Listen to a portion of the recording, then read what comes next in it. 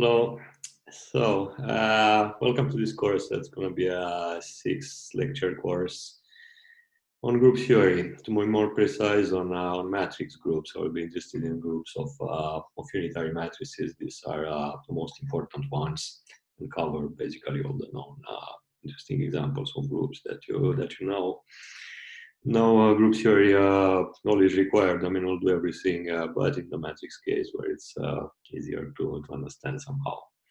So let's find this first presentation. So here we are, groups of unitary matrices. So in order to get started, let's do some group theory first. I mean, abstract things. So a group is just a set of the multiplication operation, which is associative. I mean, GHK is G times HK. No matter how you multiply, you get the same results. You have a units and then inverses. For any G, there is G minus 1, such that the product is 1. What are the examples? Of course, are the addition. So here, well, it's the addition, right? So the unit is 0 instead of 1. And the inverses are minus x. Also, we have r with the multiplication, but r star actually have to remove 0, which is not invertible. So here the unit is 1, and the inverses are x minus 1. So you see from these two examples, that's why you have to choose somehow when doing group theory between addition and multiplication. And the convention somehow in general is to use the multiplication. Also, you have integers, rational, complex numbers with addition, of course. Also, if you remove 0, Q and C are also groups. The level of counterexamples now, the positive integers don't form a group with addition multiplication. We don't have inverses there. Also, Z with the multiplication is not a group because 1 over 2 is not inside, let's say. Now, more examples now, which are more interesting, the permutations of 1n, and just permutations, okay, bijections. Form a group, of course, with a composition of permutations. And here, this group, contrary to those in the previous slides, this is no longer commutative. I mean, if you compose permutations in one sense in the other, you won't get the same thing. Also, you have many groups of matrices, like those of determinant different from 0, I mean, invertible, over rational, or reals, or complex. They form a group, right? I mean, because that A B is that A that B. And here also the product of matrices doesn't commute, so these are not don't commute. So as we can see, finally we have numbers and then matrices, permutations. So what can we do here? Well, we can say that this fall into two classes. Either AB is BA, GH is HG, AB is BA, or not. So when AB is BA, we say that the group is abelian. Abelian comes from Abel, a mathematician. And in general, if it's abelian, the convention somehow is to use whenever possible to use the sum sign. So the unit will be 0, inverses by will be denoted minus G. But this is not the general rule, because if we go back to the previous slide, right, R and R star, they're both abelian, so one with the addition, one with the multiplication. So we won't change, of course, that for the sake of having things done nicely in group theory. So this is not the general rule. It's rather the converse that happens. So if you ever see a group denoted G+, this means that G is abelian. Okay. So that's some of the general things. Now, of course, can do some theory, but let's go right away to matrices. These are the most important groups. So let's look at the orthogonal ones. So we use the usual scalar product norm, and this is something that you know. I mean, for a matrix, you have all these equivalent things, and if they're satisfied, you say that it's orthogonal. So you preserve the scalar product or the norms. The inverse must be the transpose. The rows form an orthonormal basis, and also the columns. So this follows from this formula. Ux scalar y is x scalar uty, because this gives you the equivalence between 1 and 2 and 3 also, and 4 and 5. Yeah, so you get everything from from this. This is how the transpose matrix comes into play via this formula. Now, well, the orthogonal matrix is not the form of group, because If you multiply two orthogonal things, you get something orthogonal. Yeah, that's the computation here. Also, unit is inside, inverse of orthogonal is orthogonal. All this follows from, so here I'm using this third condition, is the most simple one somehow, but all the other conditions, I mean, imply that it's a group. You can view it in 5 possible ways. This is the first way. I mean, they preserve the scalar product. Of course, if you compose things, preserve the scalar product, they will preserve it too. One preserves the scalar product, and also the inverse will preserve. So this thing can be viewed in 5 different ways. Now let's see what happens in small dimensions to get an idea about these groups are. So O2, these are things that you know once again. So this point to two classes, the isometries of R2, either rotations, and that's your formula here, rotation of angle T. These are exactly the elements of O2 of determinant 1. They form a group because composed rotations, you get a rotation. And the other things are the symmetries. So the symmetries can be with respect to different lines passing through the origin. And to be more precise, the formula, if you take the line, which is the OX axis, rotated by T over 2, that's the formula of the symmetry. So it's exactly as the rotation, but the signs are different. It changes everything. And this have determinant -1. You can see it here, minus cos square minus c squared. And they don't form a group. I mean, the identity is not inside, let's say. Also, if you compose two symmetries, you get rotation. Now, what can we say in general about ON? So once again, those of determinant 1, the orthogonal matrices form a group, is denoted as ON. S stands for special. Special means in linear algebra of determinant 1. And then the others, well, they must have determinant -1 and they don't form a group, because why is the determinant plus or -1? Remember, orthogonal, one of the conditions was that U transpose is U -1. So UUT is 1, you apply the determinant, and here is determinant of U to the square, okay? It's a real number, so it has to be plus -1. Very good, so that's about ON. Now, we're actually interested in U and the unitary group. That's even more interesting in complex numbers. So here's the scalar product and normal Cn, same thing as before. I just put a bar here. Then you have all this big equivalence. It's exactly as before. I made it to copy paste this slide. So I just modified this and this. Instead of transpose, you have to use the adjoint, meaning you transpose and you put bars everywhere. So why this? Because remember the tricky formula in the real case was that ux scalar y is x scalar uty, right? Well, in complex now, because of this bar here, you have to put a star here, bars also used for this formula to be true. So that's the key formula, which makes up here u star. That's how you get this conditions free here. All the rest is exactly as before.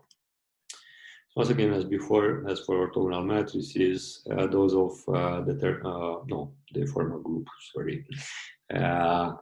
Why? Because, yeah, UV star is UV -1, also 1 is inside, U -1 is inside. Now, let's look at what can I say in general. And in general, now, remember in the real case, the determinant must be plus -1 over orthogonal matrix. Here, the same argument shows that. So here's the argument. U star is when you apply the determinant. And because of the bar here, you get that U times that U bar. So absolute value of U must be 1. So that U must be on the unit circle T. The unit circle is called T because it's a so-called torus. T stands for torus, T. So the determinant, it's no longer a binary situation. I mean, the determinant can be there on the unit circle. If it's 1, they form a group. It's called SUN. Once again, S standing for special. Now, in general, those of determinants not different from 1. What can we say about them? Of course, they don't form a group. But you have this nice thing that these guys can be recovered somehow from SUN, just multiplied by numbers in T. So what's the idea here? If I take a unitary matrix, if I divide by the determinant, I won't get something in SUN, because if I divide by the determinant of the matrix will be divided by that factor to the n. So that's why, in fact, I have to divide by determinants power 1 to the n. We have powers, right? We have complex numbers now. We have powers of all kinds, like -1 square roots. Of course, you have it. It's I. So any complex number, you can extract any root that you like from it. So by dividing by this quantity, you get something in SUN. So that's the statement: any unitary matrix is proportional to a matrix in SUN. Proportionality factor being a number in the circle.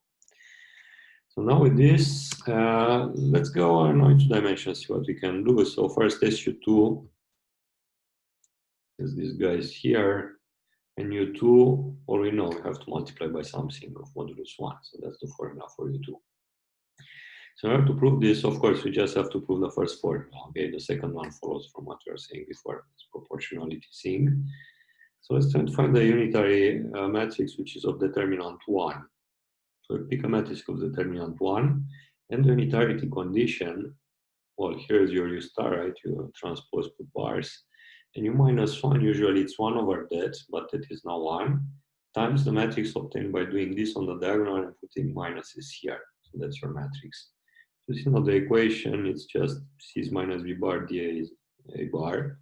So you get this, and this must be of determinant 1. So determinant is this guy here. So okay, that's SU2, and it are the multiples. So it's a bit as in a real case, okay, in 2 dimensions, everything is understood, and then, well, we'll see later, maybe in the lectures, and starting with 3 dimensions is getting complicated. Now, what else can we say? So this is an introductory lecture. My claim is that we have many, many interesting subgroups of these unitary groups. So let's take a look first. What we have so far are UNON and SON, SUN, right? SON and SUN are constructed using the determinants. Now you can further complicate. You can use, for instance, the power of the determinant should be 1. This also defines subgroups here. Or we can also multiply everything by ZR. ZR is the group of R's roots of unity, okay? And that once again will form a group, so you can combine these 2 operations and get many other things. But they're quite similar to INUN or SON, SUN, so we'll talk about them later. Also, you can do other things like talk about symplectic groups. Once again, that's for N even. We'll talk about them later. But basically, the idea is that somehow the continuous groups are ON, SON, SUN, and the symplectic one, and then some versions of them. That's actually a big theory in the algebras that these are pretty much all the continuous groups. Now, what can we do else? Well, let's just look at the diagonal matrices. Diagonal unitary matrices, these are somewhat trivial, but very interesting because the group is, you get, what's a diagonal unitary matrix? You have to pick an element of modulus 1, all right, for each of the entries. So it's T to the N, T being the unit circle. And if you have this, you have subgroups of Tn. I mean, any product of cyclic groups, right? And you take roots of unity of order R1, you put them here, roots of unity of order R2, and so on up to Rn. R's being integers can be also infinity. I mean, infinity, the convention is that you get the unit circle. So you get all these groups are abelian, all of them are inside. Now, importantly, when talking about groups, in the beginning, I told you as a first example, some other interesting group, you have the permutation group. This is a group of matrices because just take the coordinate axis of Rn and you permute them, right? It's an isometry, so Sn is in ON, right? So very nice. We have these 2. And actually, any finite group appears as a group of unitary matrices. Why? Because first of all, we have the so-called Cayley's theorem construction. So any group acts on itself, right?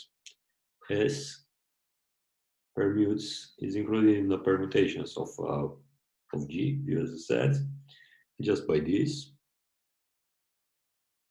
But now, so let's say that N is the order of G. Okay, so this Cayley construction gives you G inside Sn, but Sn we know that it acts on the coordinate axis, so it's on group of orthogonal matrices. So if you want a group of unitary matrices, so importantly, any finite group is a group of unitary matrices, very important for us. So it's really very wide. I mean, you have all these things, plenty of things to have fun with, and we'll do that in the next 5 lectures.